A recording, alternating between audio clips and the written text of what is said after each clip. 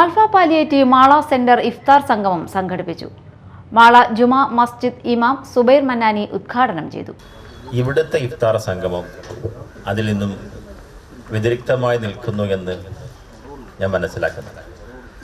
ഇവിടെ ഒരുമിച്ച് കൂടിയിട്ടുള്ള എല്ലാവരുടെയും മനസ്സിൽ അന്തർലീനമായി കിടക്കുന്ന ചില ചിന്തകളെ, ചില വികാര വിചാരങ്ങളെ ഒന്ന് തട്ടിയുണർത്തണം എന്നുള്ള ഒരാഗ്രഹം ഇതിലൂടെ ഉണ്ടാകുന്നു എന്ന് മനസ്സിലാകുന്നുണ്ട്. അതുകൊണ്ടാണ് വ്യതിരിക്തമായ ഒരു ഇഫ്താർ സംഗമം എന്ന് ഞാൻ പറഞ്ഞത്.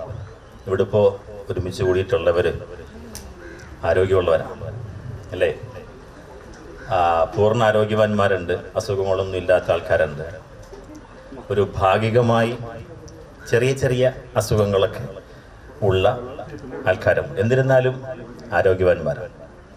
പക്ഷേ മറ്റൊരു വിഭാഗം ആൾക്കാരുണ്ട്, ഇവിടെ ഇല്ല ആ വിഭാഗം. ആ വിഭാഗം വേദനയുമായി ജീവിക്കുന്നവരാണ്. Alpha Mala president A Arshaf അധ്യക്ഷത വഹിച്ചു. ഡോക്ടർ രാജു വർഗീസ്, ഡോക്ടർ അബ്ദുൽ സലാം എന്നിവർ സംസാരിച്ചു.